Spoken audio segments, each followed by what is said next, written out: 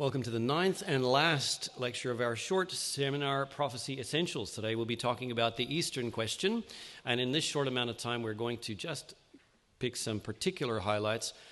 However, we discussed a part of this already this week, so there'll be a little bit of review. The Eastern question. Unless you are a keen student of history, you may not have actually heard of this, but the Eastern question is a common term known by historians.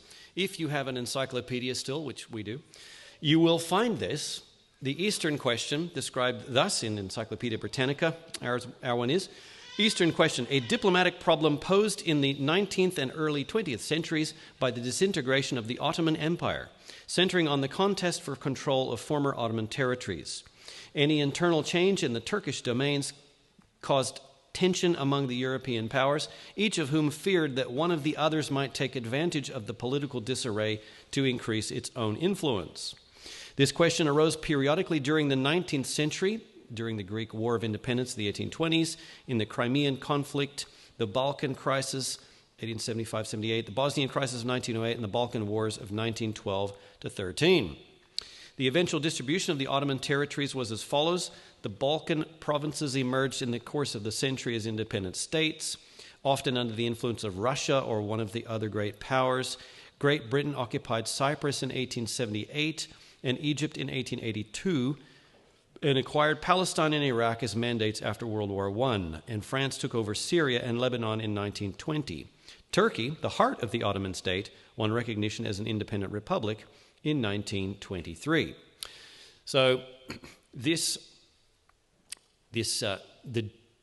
destiny or the future, the legacy of the Ottoman Empire after its decline was subject of great interest by the various powers around it, various powers of the world actually, of Europe and of Middle East and Asia.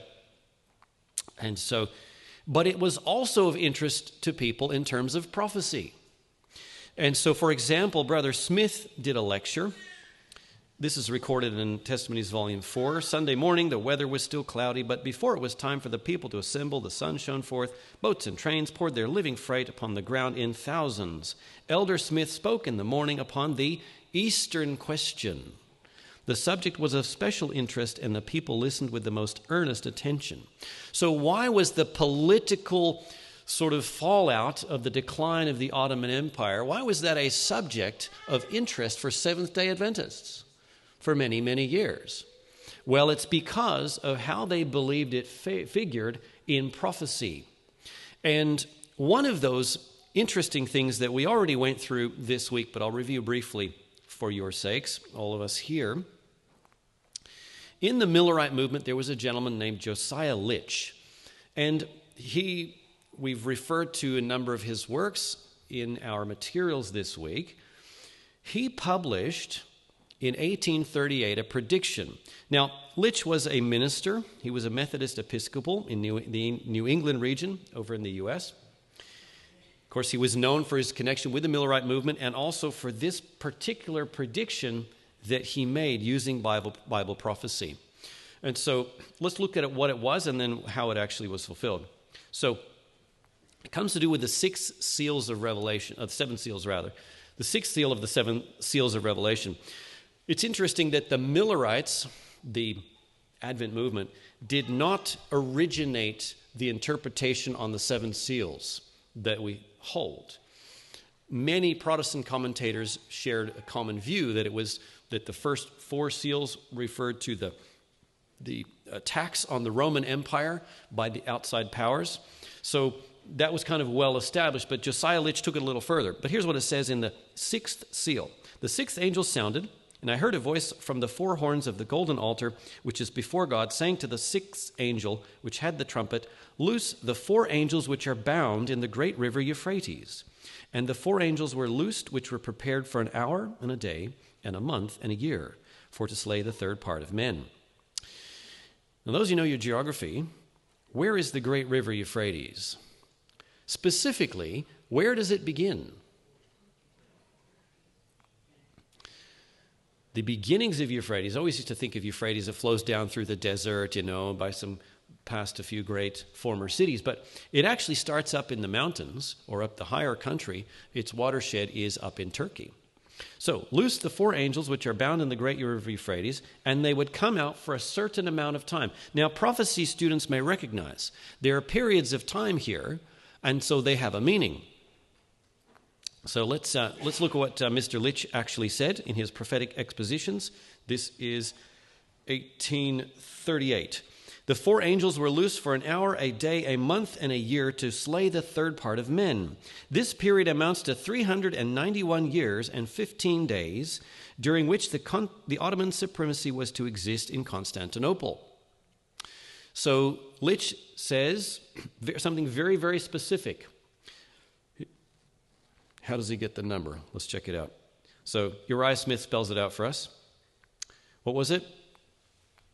A year, a month, a day, and an hour. So here he has a prophetic year, 360 prophetic days, or years. A prophetic month, 30 prophetic days, years. 1 prophetic day is a literal year, and an hour, the 24th part of a prophetic day, would be 24th part of a literal year, or 15 days. So the whole amounting to 391 years and 15 days. Very, very specific. But what Litch did, he looked at this, and of course it was understood that different powers under the 7 trumpets, particularly this 6th one, and here's what he said as described by Smith. The supremacy of the Mohammedans over the Greeks was to continue, as already noticed, 391 years and 15 days. Commencing when the 150 years ended, that was another time prophecy prior, July 27, 1449, the period would end August 11, 1840. Judging from the manner of the commencement of the Ottoman supremacy, that it was by a voluntary acknowledgement on the part of the Greek emperor that he reigned only by the permission of the Turkish sultan, that we should naturally conclude that the fall or departure of the Ottoman independence would be brought about in the same way. So the Greek emperor deferred to the Turkish sultan in July 27, 1449. And exactly that many years and days later was August the 11th, 1840. The end of the specified period, that is on the 11th of August 1840, the Sultan would voluntarily surrender his independence into the hands of the Christian powers, just as he had 391 years and 15 days before received it from the hands of the Christian Emperor Constantine the 13th. And he says, this conclusion was reached, and this application of the prophecy was made by Elder J. Litch in 1838, 2 years before the predicted event was to occur. It was then purely a matter of calculation on the prophetic periods of Scripture. You know how they say purely a matter of speculation? It was purely a matter of calculation here. There was nothing to indicate that something like this would happen. But reading the prophecies, applying the principles of interpretation that they were using, remember, they also expected Christ's coming in the Jewish year 1843. So all of this was happening, and now Josiah Litch publishes this work. Smith says, from the first publication of the calculation of this matter in 1838, before referred to, the time set for the fulfillment of prophecy, August 11, 1840, was watched by thousands with intense interest. And the exact accomplishment of the event predicted, showing as it did the right application of the prophecy, gave a mighty impetus to the great Advent movement then beginning to attract the attention of the world. Incredibly, what was predicted happened exactly on that date, August 11, 1840. August 11, 1840, the Sultan deferred to the Allied powers in the matter to do with Egypt, thus ceding the independence of the Ottoman Empire, and it happened exactly on the day. Now, it took a little bit of time for the news to reach back to America, but everyone was waiting to see what was going to happen. And when it did, it created such a stir, such an electrification, and the Advent movement was thrust forward into the spotlight because of what happened here. So, obviously, the place of Ottoman Empire in prophecy was something of great interest. But this was not the only place that it held in prophecy. This is Revelation. This is the 7 trumpets. However, there's another outline, and all of us are probably just as familiar with this term, and that is the king of the north. Heard about that? The king of the north. When we discuss prophecy, someone invariably we say, who's the king of the north? What do you think? Well, I've been looking into this. A few things that comes up when we look into the subject. It all comes from the prophecy of Daniel chapter 11. And in Daniel 11, it describes very clearly, he said, there will be more kings that stand up in Persia, and then the Greeks will come and it will be overthrown. So it predicts from Macedonia comes Alexander, and it predicts what happens after his death, right here in Daniel chapter 3. This is all literal prophecies, not symbolic. A mighty king shall stand up that shall rule with great dominion and do according to his will. And when he shall stand up, his kingdom shall be broken and shall be divided toward the four winds of heaven, and not to his posterity, nor according to his dominion which he ruled. For his kingdom shall be plucked up, even for others besides those. So it says that the first king of this new empire will die. It will not be inherited by his relatives, by his posterity. It will not be the same, and yet it will be the same empire, but it will be given to others. Well, what does history say? That's what happened, right? Now, when Alexander the Great's empire is divided, what geographical division did it get split into? You know? So this is referred to in Daniel chapter 8, where it says, therefore the he-goat waxed very great, and when he was strong, the great horn was broken, and for it came up four notable ones to ward the four winds of heaven. Or as we might say, the four compass directions. It was split into four. And so it looked something like this with the different colors, north, south, east, and west. And if we just zoom in a little bit more to the north division, you can see that there's Thrace on the west side, and what is now today Istanbul, and the western part of Asia Minor, which belongs today to Turkey. That was the king of the north. So the chapter 11 of Daniel keeps then going on, and it talks about what happens to the king of the north and the king of the south and so forth, down through history. Now, that's a long story, all right? We did refer to some of that in our notes this week. There's in the materials. We didn't discuss it very much. But you can read various interpreters like Smith, and he goes through detail, bit by bit, all the way through how history matched what happened and so forth. But what they were interested in is what happens at the end of the prophecy, because there was one more bit that had not been fulfilled in the interactions of all these different powers. And that's the last verse of Daniel 11, verse 45. They were interested in this because it said this, and it speaks of the king of the north. And he shall plant the tabernacles of his palace between the seas in the glorious holy mountain. Yet he shall come to his end, and none shall help him.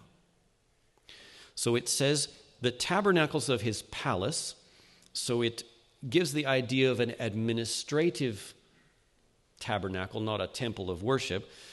And it says between the seas and the glorious holy mountain. Now, where's that? The glorious holy mountain is Jerusalem, and it is between seas. So here it is. So there's Palestine, there's Jerusalem and all those other well-known kind of towns from the Bible, you know. But it's between the seas, the Dead Sea and the Mediterranean.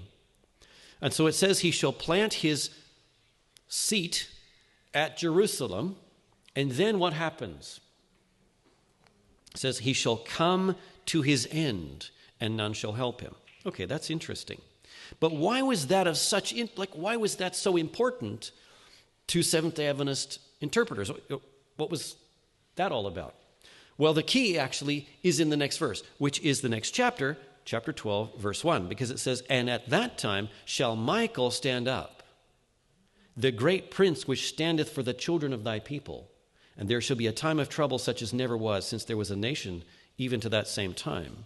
And at that time thy people shall be delivered, every one that shall be found written in the book.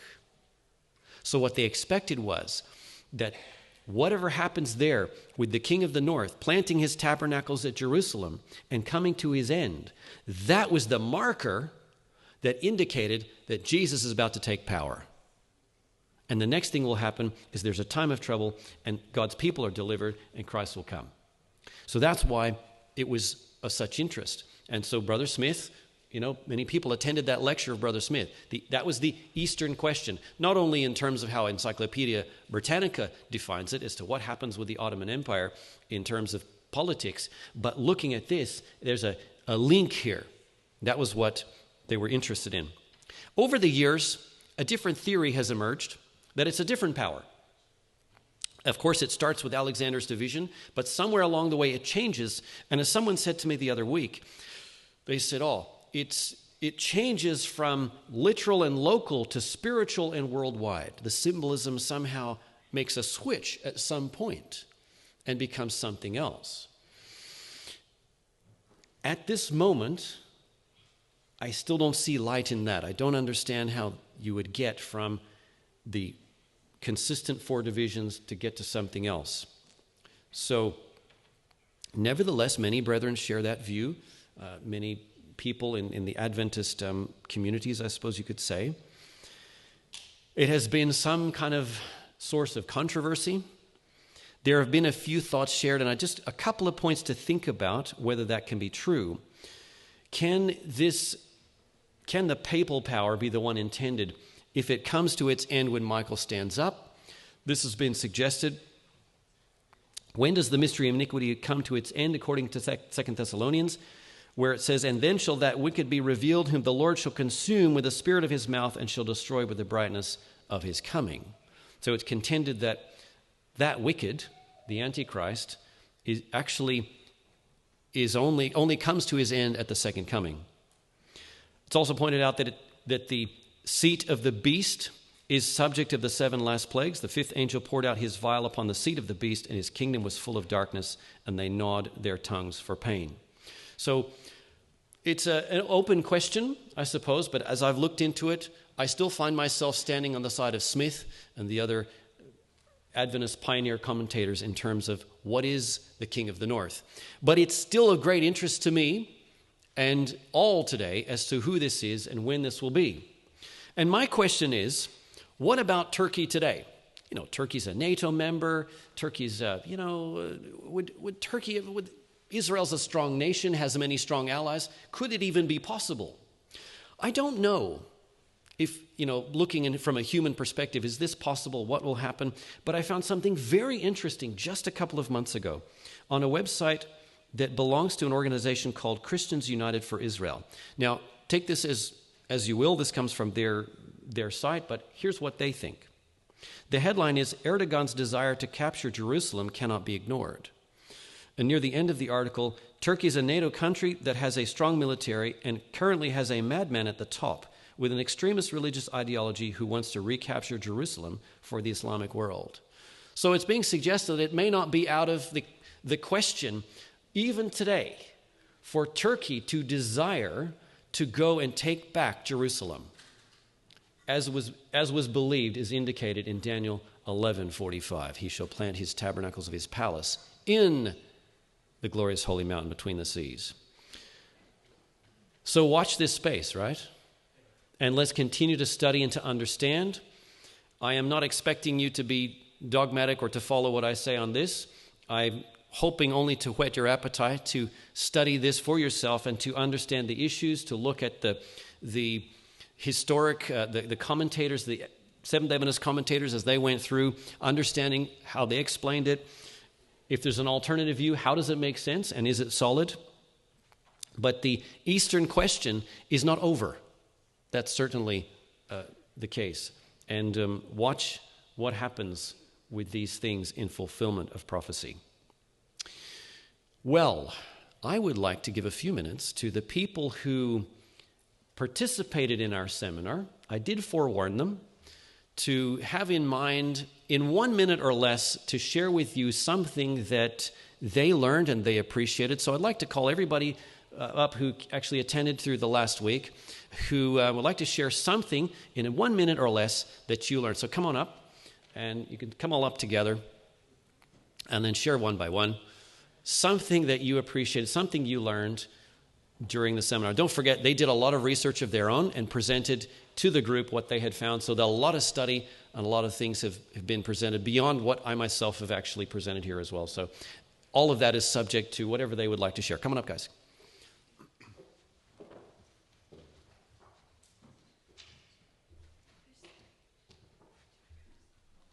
right, you'll have to share from around here so we can get it on the mic. So, all right, someone goes first. Jump in. Hey. Can that be organized? All right. All right. First one, jump in. All right. You need down too? All right, I'll help you. Okay. Thanks, guys. Happy Sabbath, everyone. Something that I've learned during this seminar of my studies, I've been studying Daniel 2, and what I found interesting was, so basically from Daniel chapter 2, 1 verse, I think 13, is starting off with the king's and his dream. And what, does anyone have a Bible by any chance? Oh, thank you. Sorry, give me 2 seconds, guys.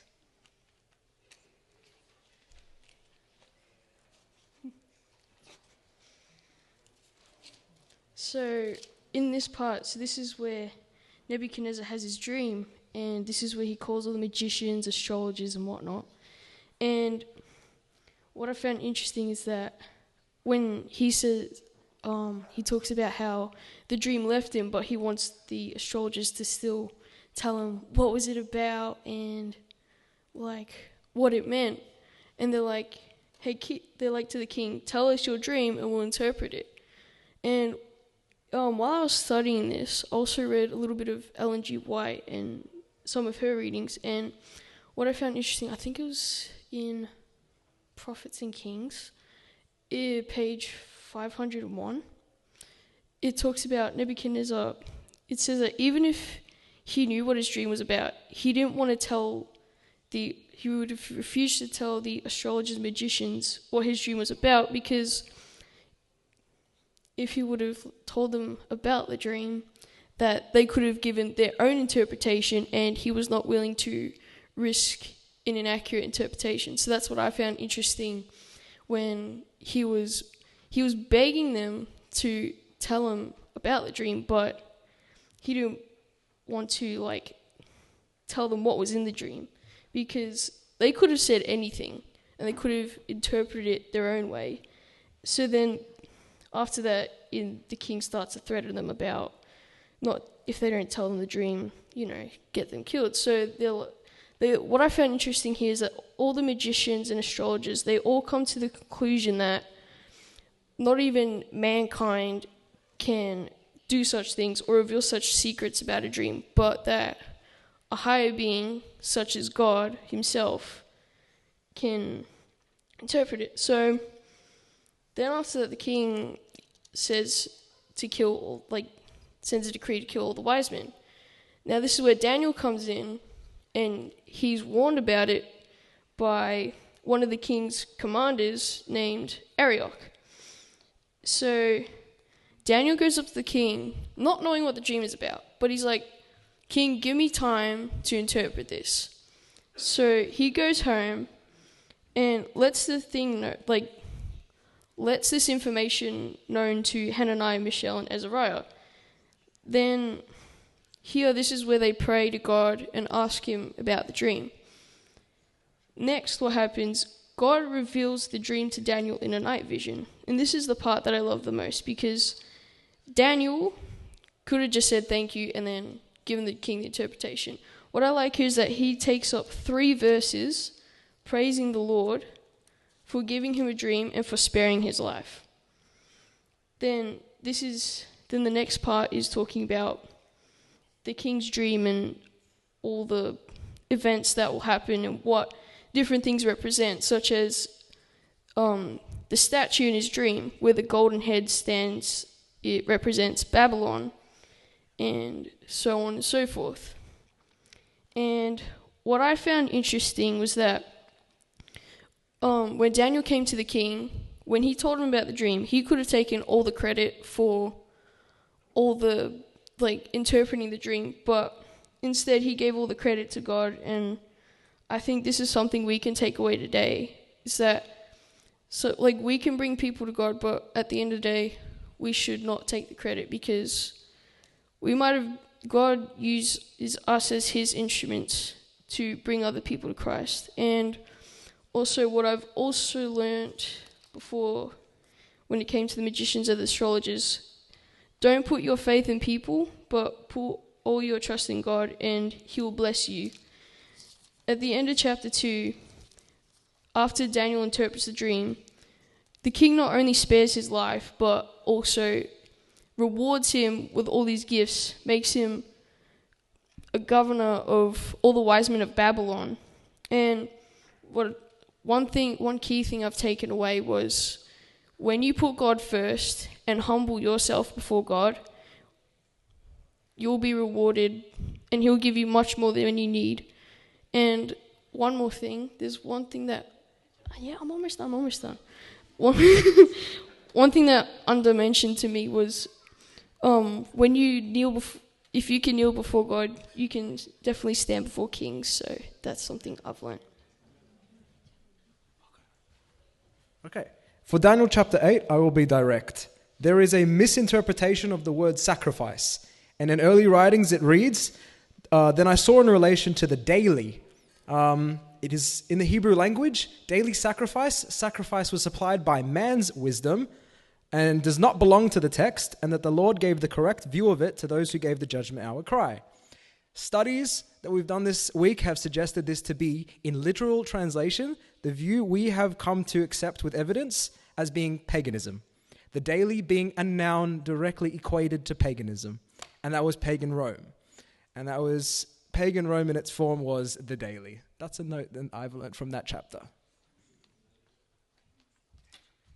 Good afternoon, everyone. I'm Denny. I'm very blessed to be a part of this Bible seminar. I've learned a lot. I'm very happy to be reminded by the dates and years of what happened before, because I'm really bad with it.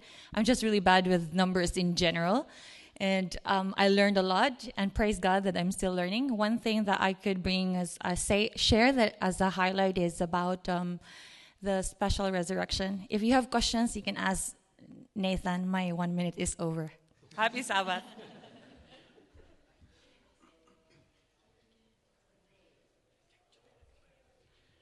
Well, I don't have any quotes or verses with me right now, but I was studying about the 144,000, and something really interesting I found in the spirit of prophecy is that the 144,000 is divided up into 12 groups, and each of those relates to a son of Israel. So, for example, whoever goes in the group under Judah are being recognized as leaders by their fellow brethren. So that was really interesting. 12 groups within the 144,000.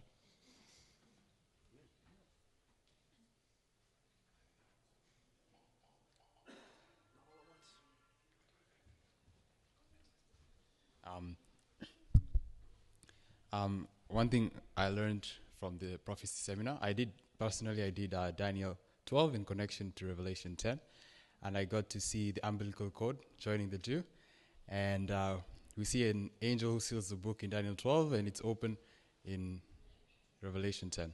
Yeah. I learned about the 7 trumpets and what the 4 angels mean.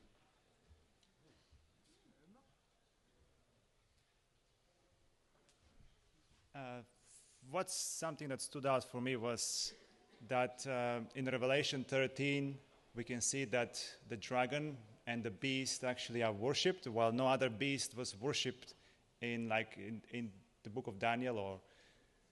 And another thing that stood out for me was that those that died in the faith, proclaiming the third angel's message, will be raised just prior to Jesus' second coming.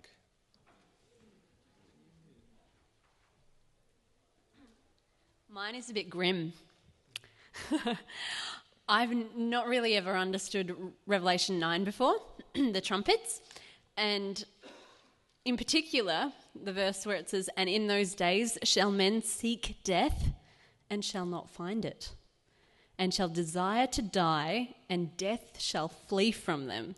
I always thought it was pretty straightforward, more or less. If you want to die, you probably could die. But apparently, I learnt that this related very specifically to the Muslims who believe that to die in battle will give you great reward in heaven, and you can have all sorts of incredible pleasures of all sorts of natures. And they greatly desired to die, and this gave them the bravery to fight like nothing else. And what that meant was that nobody could actually withstand their violence, and they weren't dying. So they wanted death, but death fled from them. And that's an incredible example, I thought, of how prophecy has been fulfilled so literally, so specifically, so precisely.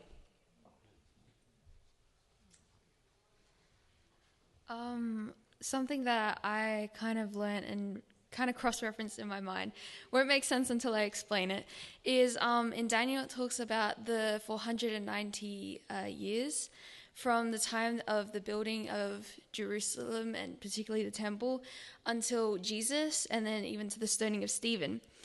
And it brought me to the verse in my mind. The only other time I can remember a similar time frame of 70 times something is Jesus. When Peter asked, how many times should I forgive someone? He said, is 7 times enough? And Jesus says, no, 70 times 7. And I'm like, that's a strange number. Why 70? Why not like 80 or 90? Like, why 70? And it came to my mind is Jesus, when he came at the exact time that he said he would. And so in a way, he was kind of saying, I want you to forgive the way I forgive. He said, I came at the exact time I said I would, and I came and I died for everyone here. And so if I can do that, and I'm God, and I'm perfect, and I didn't deserve this death, you who are imperfect, who's made mistakes, I expect you to go and do the same. So that's what I learned. Hi, guys. So the thing that I learned is that the Bible is very connected. So once I started studying my chapter, it led to many, many, many others and hours of study. But the one thing that definitely stood out for me is a quote from Ellen White from The Great Controversy, and it says, "But none is made to suffer the wrath of God until the truth has been brought home to his mind and conscience and has been rejected." So he will not make any of us suffer unless we have made up our decision in our mind. And that's why he urges us to get out of Babylon and out of this state of mind so that we can be with him. And I hope that none of us reject the word. So thank you. Thank you all very much. Thanks everyone for sharing. Thanks for your participation as well. And do you want to share one? The lady who's missing, she can come up. Sorry, I realized you didn't come through. Hey? Oh, I didn't know, sorry. Just quickly, one of the things that stood out to me, was that in Daniel 7, it gives a description of what's his name? The Ancient of Days. So I think and that description is mirrored in Revelation 1, but it's describing two different people. And in Daniel 7, there's one who approaches the Ancient of Days, one like the Son of Man. But in Revelation 1, it's describing one like the Son of Man, and it's the mirror description of the Ancient of Days. So they're two separate beings, but they're described with the same language. Man, thank you for sharing. That was it, right? That's all of you? Yes. Very well. Well, if you would like to engage with further opportunities, this was a seminar presented by Elam Missionary College, a short, intensive. We would like to do things like this in your field, if you're not from Melbourne, And so if you would like to keep up to date with what we're doing at EMC, head on over to our website and just sign up for our email list. And we'd love to engage with you in a time and place that works for the people in your church to study together. We had great blessings, and we've developed some and are developing some new material. I don't think anybody has their books here. Does somebody have the books we printed to hold up? Maybe, maybe not. Oh, thanks. So as part of this, well, the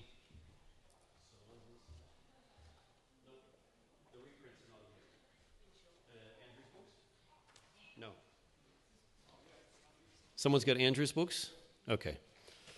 So everyone shared these teacher's resource, which is jam-packed of information. There is where is it? There is or was a USB stick with about 4 gigabytes of, you had it? Oh, hold them up high. Yeah, there we go. I got them here. Thank you, Chris. Thank you, Christelle. So this is The Sanctuary in the 2,300 Days by J.N. Andrews. If you've ever encountered questions and people question the role of the sanctuary in our doctrine and our message, Andrews actually goes through the sanctuary in the 2,300 days and all the reasons behind it. Very, very good. So it's an oldie, but a goodie, classic. The other one is The Commandment to Restore and Build Jerusalem. So this brought us to a random date, 457 BC. What happened randomly at 457 BC? Well, it was the decree of Artaxerxes to restore and build Jerusalem. And so this takes us through why that specific time is the beginning of the 2,300 days as talked about in this book. In the seminar, of course, as well, we described a little bit more of why we know that the 7th year of Artaxerxes was 457 BC, beyond controversy. And it's all, most of it's in here, and we covered some of that other things in the seminar. So we would love to continue presenting these shorter kind of programs around Australia and New Zealand as part of Elam Missionary College. And so we would like to do that in your local church or your local area as well. So stay in touch, subscribe for updates, and talk to me if you'd like us to organize something of some kind of topic, maybe this one, in your local church. It'd be fantastic to do that.